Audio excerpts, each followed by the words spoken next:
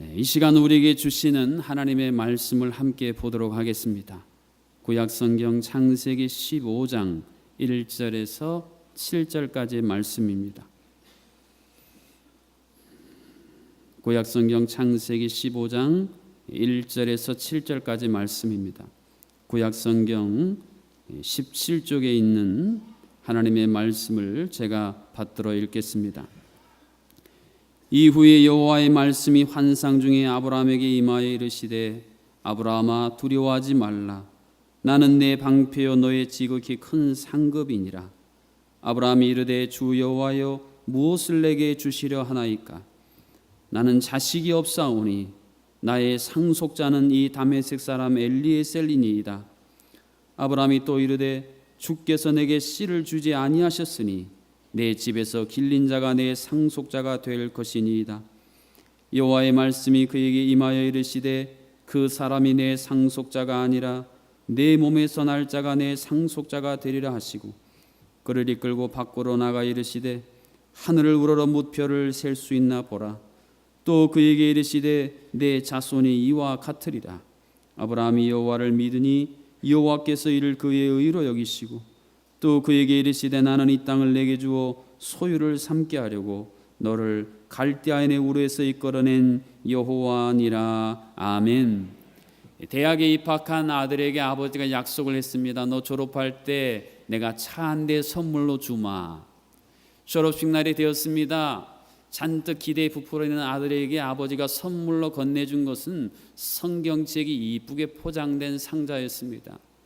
얘야, 이 성경을 평생의 갑오로 삼고 살거라 하고 주었습니다.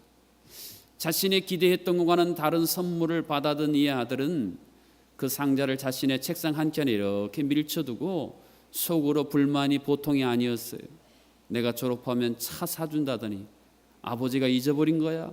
아니면 기억하는데 일부러 안 사주는 거야? 별의별 마음속에 불편함을 가지고 시간을 보냅니다. 그렇게 한두 달이 지난 후에 도대체 성경에 뭐라고 써있길래 갑오로 삼으라는 거야 하고 포장을 뜯어서 뚜껑을 여는 순간 깜짝 놀랐습니다. 거기에 한 장의 메모와 함께 성경 옆에 자동차 키가 들어있는 것이었습니다. 아들아, 내가 차를 어디에 두었으니 이 키를 가지고 차를 운행하려무나. 그러면서 그 밑에 이렇게 굵은 글씨로 써놓았습니다. 하나님은 약속하신 것은 반드시 이루신다. 여러분, 오늘 아브라함에게 하나님께서 보여주신 사건, 현상이 바로 이런 것이었습니다. 오늘 말씀 2절 상반절에 보면 아브라함이 이르되 주 여호와여 무엇을 내게 주시려 하나이까? 나는 자식이 없사오니. 하나님께서 분명히 자녀를 주신다고 약속을 하셨는데 그 자녀가 내 눈에 보이지 않는 이 현실 앞에서 아브라함이 큰 두려움에 사로잡혀 있더라는 것입니다. 창세기 13장에서 너의 자손을 티끌 같게 하시리라 약속하신 말씀을 아브라함이 문득문득 기억할 때면 이것저것 청소하다가 티끌이 훅 나를 때 티끌같이 주신다고 하는데 도대체 내 눈앞에는 무엇이 보이는 것입니까? 마음속에 하나님을 향해 불편한 마음을 가질 때도 여러 번이었을 것입니다. 아브라함에게 상속자를 주시리라고 약속하신 이 하나님의 약속, 여러분, 성도라는 게 무엇입니까? 우리는 성도입니다. 세상 사람들과는 다른 성도인데 왜 우리가 성도가 된 것입니까? 모름지기 성도는 하나님과의 약속의 토대 위에 세워진 존재가 성도라고 하는 것입니다. 여러분이 아시든 모르시든, 여러분이 인정하시든 인정하시 아니하시든 하나님께서는 여러분에게 많은 약속을 이미 주셨습니다. 여러분 자신을 향한, 여러분의 가정과 자녀를 향한, 또 여러분의 일터와 기업을 향한, 우리 교회를 향한 약속을 하나님이 많이 주셨다는 것입니다. 그런데 문제는 무엇입니까? 그 약속이 내가 생각하기에는 너무 더디 이루어지고 있다라고 하는 것입니다. 그 약속이 내 눈에 보이는 현실로 나타나지 않는다는 데에 우리의 마음에 생기는 이 두려움, 그로 말미암은 우리 신앙의 갈등과 딜레마가 우리를 엄습한다고 하는 것입니다. 답답한 것입니다. 약속은 받았으나 그 약속이 눈에 보이지 않는 이 답답한 말입니다. 그래서 오늘 많은 성도님들이 화산이 말입니다, 뻥 터지기 전에 그 안에서 용암이 불 끓어오르는 것처럼 자신도 모르게 하나님을 향해서 그 속에 불편한 마음, 불평, 원망하는 마음이 끓어오르고 있다는 것입니다. 이것이 빨리 해결되지 않으면 어느 순간 우리의 삶에 그 불평, 불만, 원망이 뻥 터져서 우리의 신앙을 송두리째 앗아가 버리는 그런 사례들이 우리를 주변에 얼마나 많이 보여지고 있는 것입니까? 하나님이 증표를 보여주시면 우리의 고민이, 우리의 두려움이 해결되겠습니까? 도대체 우리의 삶을 강하게 짓누르고 있는, 엄습하고 있는 두려움을 우리가 어떻게 뛰어넘을 수 있을까요? 이 질문에 대한 해답을 하나님은 오늘 본문 말씀을 통해 우리에게 들려주고 계십니다. 하나님이 주신 약속의 말씀을 굳건히 붙들고 그 약속의 말씀을 믿음으로 성취해 나가는 올 한 해가 되실 수 있기를 주님의 이름으로 축복합니다. 다시 본문으로 돌아가 보겠습니다. 하나님이 아브라함에게 주신 약속은 큰 민족을 이루시겠다는 약속이었습니다. 사람들이 티끌을 셀 수 있냐? 그렇다면 너의 자손도 능히 셀 수 있을 것이다. 하나님이 주신 약속의 핵심 내용이었습니다. 그렇지만 그렇지 못한 현실로 인해 아브라함은 잠 못 이루는 밤을 보내며 남모르는 깊은 한숨을 쉴 수밖에 없었다는 것입니다. 그러던 어느 날 하나님이 임재하십니다. 약속하신 자녀는 주시지도 않고 하시는 말씀이 아브라함아 두려워하지 말아라. 이것이 오늘 창세기 15장을 시작하는 서두의 말씀인 것입니다. 이해할 수 없는 하나님의 이러한 행동 현상에 대해서 아브라함이 처음에는 마음이 오늘 굳게 탔습니다. 그래서 하나님을 향해 하나님 약속의 자녀의 씨도 주시지 않으면서 무슨 말씀이에요? 됐고요. 예, 우리 집에서 기른 종이 있잖아요. 그 엘리에셀을 내가 상속자로 삼겠습니다 하고 하나님을 향해 일방적으로 통보해버리는, 어찌 보면 불손한 아브라함의 태도가 오늘 본문의 중요한 전반부의 내용으로 우리에게 다가오고 있음을 주목해 보시기를 바랍니다. 여러분, 아브라함이 왜 그렇게 할 수밖에 없었겠습니까? 그 당시 아브라함은 족장이었습니다. 조카 롯이 위험에 빠질 때 집에서 길리운 318명의 종을 데리고 구출했다는 걸 보면 300명이 넘는 종을 거느리고 있었던 엄청난 부자였습니다. 그런데 이 아브라함이 말입니다, 늘 이 종들의 눈치를 슬금슬금 보면서 살 수밖에 없었습니다.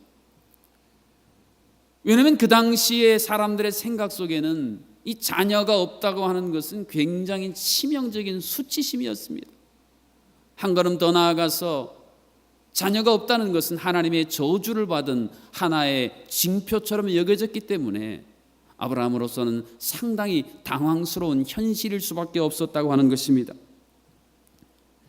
종들이 때로는 자신들이 낳은 자녀를 품에 안고 삼삼오오에 무엇인가 수근수근 거릴 때면 우리 주인님이 부자면 뭐해? 종이 많으면 뭐해? 자식이 없는 걸.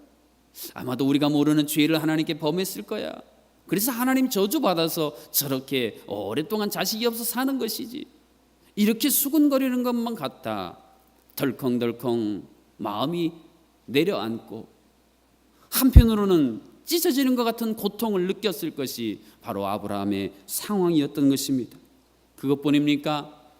자신과 아내는 점점 나이 들고 몸도 마음도 사막처럼 황폐해져가는, 그래서 하나님의 약속은 잡을 수 없는 무지개처럼 느껴지고 잡으려고 그러면 날아가 버리는 파랑새처럼 다가오는 이 고통스러운 현실. 찬양의 한 대목이 생각납니다. 어찌할 바를 몰라 헤매이고 있을 때 도대체 하나님 어떻게 하면 좋습니까? 헤매고 있는 이 아브라함의 모습 말입니다. 그러나 아브라함은 저주받은 자 같으나 그 저주 안에 머물지 않고 믿음의 능력으로 이 모든 것들을 뛰어넘는다는 것입니다. 그가 뛰어넘을 수 있었던 믿음의 핵심은 무엇입니까?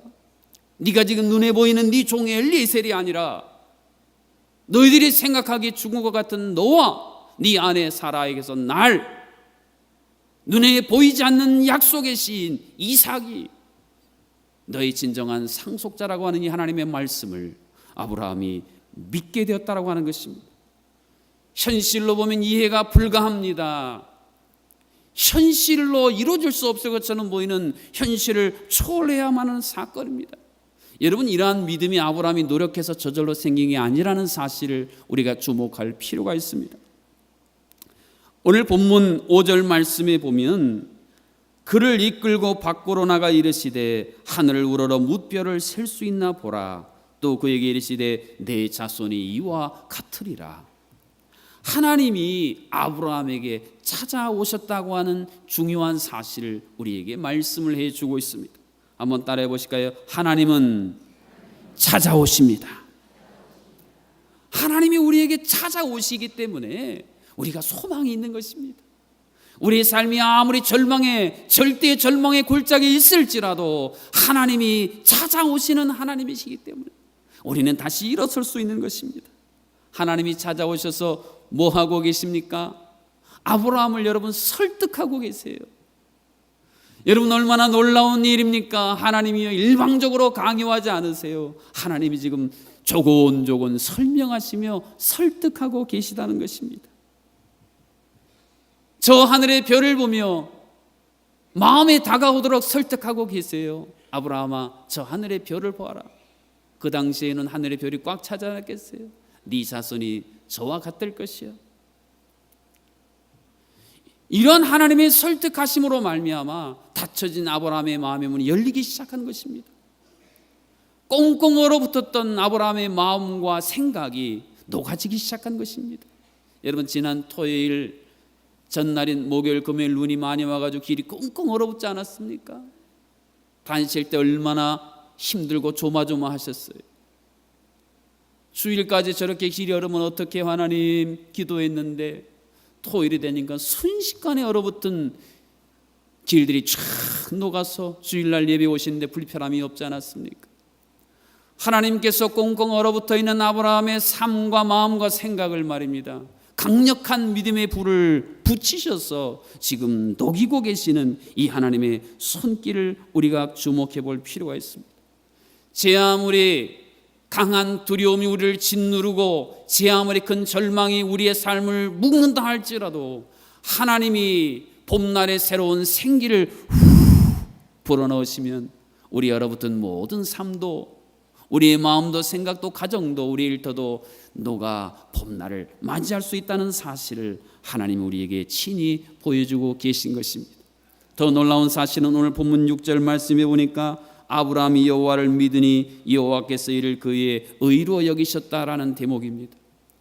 하나님이 찾아오셔서 설득하시자 아브라함이 마음을 열고 그것을 믿음으로 받아들이게 됩니다.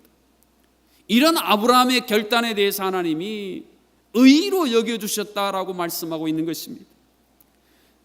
우리의 작은 결단, 우리가 하나님을 향해 드리는 우리의 작은 응답을 하나님은 참으로 크게 보아주신다는 것입니다. 그래서 저 하늘의 별처럼 영원토록 비추리라는 구약 성경의 말씀처럼 아브라함아, 이제 너와 네 자손은 저 하늘의 별처럼 스타 인생이 될 거야. 스타 신앙이 될 거야. 참으로 큰 축복을 친히 안겨주고 계시다고 하는 것입니다. 흑암이 아무리 짙을지라도 태양이 비치면 흑암은 순식간에 사라져버리는 것처럼 아브라함의 삶을 뒤덮고 있었던 이 두려움, 의심, 절망의 흑암들은 사라지고 불평과 원망의 먹구름과 장마전선은 이제 물러가고 하나님의 새로운 봄날이 아브라함의 마음과 삶 속에 스며들기 시작했다는 것입니다. 여러분, 이 이후로 성경 창세기를 보시면 아브라함이 순간순간 큰 어려움을 경험할 때 하나님과 대화를 시도했다는 장면을, 이것은 아브라함이 경험한 이 중요한 한순간의 믿음의 사건이 그의 향후에 그가 진실로 믿음의 조상으로 믿음의 전당에 입성하는 히브리서 11장의 위대한 이름이 될 수 있도록 만들었던 중요한 출발점 단초가 되었다는 것을 알 수 있는 것입니다. 오늘 우리들의 삶은 어떻습니까? 많은 사람들이 자신도 모르게 순간순간 엄습해오는 두려움에 짓눌려 살아가는 것을 보게 됩니다. 불청객인 이 두려움에 짓눌려서 하루하루 순간순간 절망의 골짜기를 지나는 많은 사람들의 이야기를 우리는 알고 있습니다. 여러분, 이것은 내가 아무리 결심을 한다고 해도, 내가 천하장사처럼 힘이 세다고 하고 머리가 아무리 빨리 돌아가는 지혜가 있다 할지라도 이 두려움이 우리의 삶을 한번 장악해버리면 이것을 우리가 이겨낼 만한 힘을 가진 인생은 이 세상에 존재하지 않습니다. 약속은 있는데 현실은 없을 때, 기다리다 지쳐버릴 때에, 바로 그 순간에 우리가 이 모든 두려움과 의심과 절망을 뛰어넘기 위한 유일한 무기는 믿음이라는 것입니다. 어떤 믿음입니까? 세상 사람들이 말하는 것처럼 내 마음을 내가 조절하는 마인드 컨트롤의 믿음입니까? 아니면 적극적인 사고방식의 믿음입니까? 아니면 마음을 수련해서 얻어지는 믿음입니까? 아니면 내 주변의 상황과 사람들에게 매달리는 믿음입니까? 오늘 하나님께서는 그런 믿음이 아니라 우리에게 말씀하시는 하나님, 그 말씀을 내가 믿음으로 붙드는 그 믿음이야말로 이 눈에 아무 증거 아니 배워도 우리가 이 세상 험한 길을 걸어갈 수 있는 중요한 원동력이라는 사실을 우리에게 친히 말씀하여 주고 계신 것입니다. 우리가 인생을 살다가 믿음이 약해지면요, 상황이 어려워지면 하나님의 약속을 폐기처분하려는 유혹에 빠집니다. 하나님은 없어, 하나님의 약속의 말씀 아무 의미가 없어 하고 폐기처분하려는 유혹에 직면합니다. 잘 잡고 있던 하나님의 손을 뿌리쳐보고자 하는 유혹에 또한 우리가 직면하게 됩니다. 그러나 바로 그 순간에 하나님은 말씀하신 것은 반드시 이루신다는 이 믿음을 가지고 더욱 그 하나님의 손을 굳건히 붙드실 수 있기를 주님의 이름으로 축복합니다. 이를 위해 하나님은 우리의 삶에 찾아오십니다. 우리의 삶에 하나님이 찾아오셔서 우리에게 행해 주시는 일은 우리를 친히 안아주신다는 것입니다. 집 나간 탕자가 돌아왔을 때에 탕자를 안아줬던 그 따뜻한 아버지의 품을 여러분 기억하십니까? 아들은 세상의 허랑방탕해서 돼지를 지어서 더러운 악취와 우물로 뒤범벅이 된 아들이지만 그 아들을 안아줬던 이 하나님 아버지의 품은 오늘 두려움으로 뒤범벅이 되어 있는, 절망으로 뒤범벅이 되어 있는 불평과 원망의 악취를 풍기고 있는 우리들에게 찾아오셔서 그 넓고 크신 품으로, 얼음이라도 녹여낼 것 같은 따스한 품으로 우리를 친히 안아주고 계십니다. 오늘 이 예배 자리에 여러분에게 찾아오셔서 여러분을 안아주시는 이 하나님의 품에 안기실 수 있기를 주님의 이름으로 축복합니다. 칭을 내는 아이를 토닥이며 달래는 부모의 손길처럼 하나님은 우리를 설득하고 계십니다. 많은 순간에 우리는 내 방식대로 하나님이 이루어지지 않는다는 이 생각 때문에 힘들고 어려울 때가 많이 있습니다. 하나님의 계획은 A인데 우리는 하나님을 향해 자꾸 B라는 것을 요구하며 B의 방식으로 이루어달라고 보채고 있다는 것입니다. 그럴 때 하나님 우리에게 찾아오셔서 조곤조곤 설명하시며 설득하십니다. 네가 원하는 B대로 주면 너는 인생 안 돼. 그러면 그게 도리어 너를 망치는 게 돼. 그러니 내가 너를 위해 계획한 나의 A를 좀 기다려다오. 내가 너를 위해 계획한 이 A를 이루어가는 나의 이 놀라운 방식을 한번 눈여겨 지켜봐다오 말씀하시며 오늘도 우리에게 다가오셔서 우리를 친히 설득하시는 하나님, 뿐만 아니라 우리의 주변의 많은 상황 사건들을 통해서 동원하셔서 우리의 닫혀진 눈을 열게 하시고 귀와 마음을 열게 하시는 이 놀라운 하나님, 하나님이 원하시는 성도, 하나님이 원하시는 가정, 하나님이 원하시는 교회로 우리가 변화되기 위해 찾아오셔서 설득하시는 이 하나님을 향해 우리의 마음과 눈을 고정시킬 이유가 바로 여기에 있는 것입니다.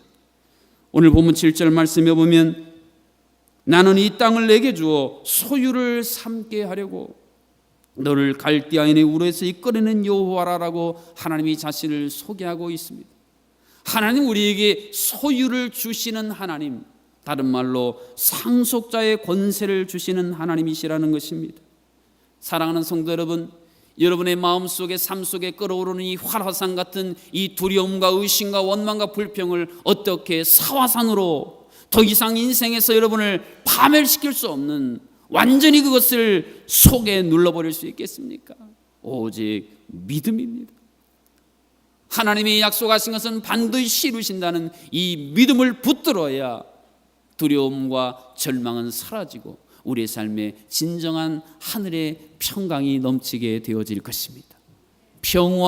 평화로다 하늘 위에서 내려오네. 할렐루야. 제 인생 사역 길지 않지만 돌아보면 하나님은 늘 이렇게 일하셨습니다. 저는 하나님을 향해 B를 주장하고 B를 고집하는데 하나님은 아니야, A야, A의 방식으로 제 인생 속에 다가오시고 이해 못하는, 절망해하는, 실망해하는 저에게 찾아오셔서 등 토닥이시며 하나하나 조곤조곤 설명해 주셔. 아, 하나님 그랬군요. 그러네요. 하나님이 A를 안 하시고 B를 이루셨다면 제 인생, 제 사역이 어떻게 됐을지 참으로 하나님 감사합니다 고백할 수밖에 없으셨던 하나님 말입니다. 사랑하는 성도 여러분, 2018년 올해 이 하나님의 말씀을, 여러분을 향한 하나님의 약속을 믿음으로 굳게 붙드실 수 있기를 주님의 이름으로 축복합니다. 한 달 전에 KBS 스페셜 중에 이 질병이 아니라 이렇게 무엇인가를 안다라는 이 소 제목에 붙은 부제가 교회 오빠라는 프로가 방영된 적이 있습니다. 보신 분이 있으신지 모르겠어요. 이 공영방송에서 하나님이란 이름과 성경을 여과 없이 그대로 방영하는 모습을 깜짝 놀랐습니다. 뿐만 아니라 그 내용이 너무 감동적이에요. 주요한 내용은 이렇습니다. 암으로 투병하는 분들이 아름다운 동행이라는 모임을 만들어 서로 위로하고 서로 격려하고 정보를 교환하는 모임에 참여하는 젊은 30대 후반의 젊은 부부가 그 모든 내용의 중심을 이루었어요.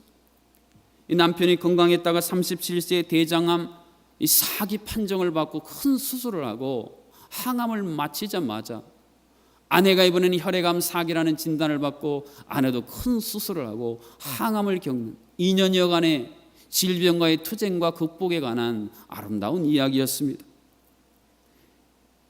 그 남편이 고백이 너무 감동적이에요. 암 수술을 받고 항암을 끝냈는데 건강이 있다가 또 암이 재발했어. 복막까지 완전히 전이가 됐어. 또 수술하는 그 처절한 그 현장 속에서 그는 이런 고백을 하더라고요. 벼랑 끝에 서 있는 나를 하나님은 외면하시거나 그대로 두지 아니하시고 늘 그때마다 두 팔 벌려 나를 기다리시고 나를 안아주셨어. 내가 다시 살아날 소망을 가지게 되었습니다. 지금 현재만 보면 마이너스인 것처럼 보이지만 잠잠히 묵상해 보면 내 인생 전체에서 하나님은 내게 플러스로 축복해 주셨습니다. 그런데 여러분, 이분들이 이런 어마어마한 고통을 이겨낼 수 있었던 중요한 통로가 뭔지 아십니까? 누군가의 소개로 우연히 보게 된 큐티인이라는 큐티집이었습니다. 그래서 프로그램 보면 중간중간 부부가 대화할 때 책을 들고 있는데 그게 바로 큐티집이에요. 인생의 수많은 고통과 환난을 이겨낸 사람들의 이야기가 담겨있는 이 책을 보면서 그들이 대화하면서 이 고난에 대한 새로운 해석을 깨닫게 되고 이겨낼 수 있는 큰 힘으로 삼았다라고 하는 것입니다. 그렇습니다. 하나님의 말씀이 주어지고 하나님의 약속을 보는 눈이 뜨게 되면 암도 축복으로 해석할 수가 있는 것입니다.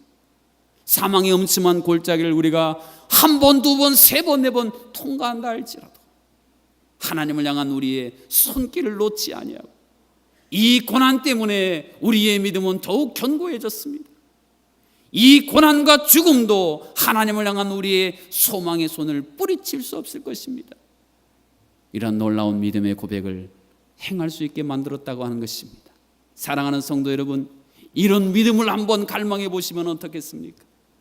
이러한 믿음을 가진 자로서 하나님이 올 한 해 여러분의 이름을, 여러분의 자녀와 우리 사랑하는 성도님들의 이름을 이 믿음의 전당에 확실하게 새겨놓는 그러한 진정한 믿음의 결단이 우리들 가운데 차고 넘칠 수 있기를 주님의 이름으로 축복합니다. 기도하시겠습니다. 살아계신 아버지 하나님, 우리 인생 가운데 하나님의 약속을 우리가 수없이 받지만 더디 이루어진다는 이유 때문에, 내 현실에 보이지 않는 이유 때문에 그 약속을 폐기 처분하며 하나님을 붙잡았던 손을 뿌리치고 있는 우리 어리석은 모습을 이 시간 고백합니다. 순간순간 하나님을 향한 불편한 마음, 불평과 원망이 터져 나오려고 하는 우리 연약함도 이 시간 고백합니다. 찾아오셔서 설득하셔서 아브라함을 믿음을 주시고 그것을 그의 의로 여겨주신 하나님, 오늘 우리의 삶에도 친히 찾아와 주시옵소서. 우리에게도 불같은 믿음을 부어주셔서 불신앙과 원망으로 꽁꽁 얼어붙은 우리의 마음, 우리의 생각, 우리의 가정, 우리의 일터를 하나님 봄에 눈 녹듯 친히 녹여 주시옵소서. 그래야 올해는 믿음의 아름다운 꽃을 피우고 믿음의 열매를 맺어 내가, 우리 자녀들이, 우리 가정이, 우리 교회가 믿음의 전당에 입성하는 영광스러운 해가 되도록 친히 인도하여 주옵소서. 예수님의 이름으로 기도하옵나이다. 아멘.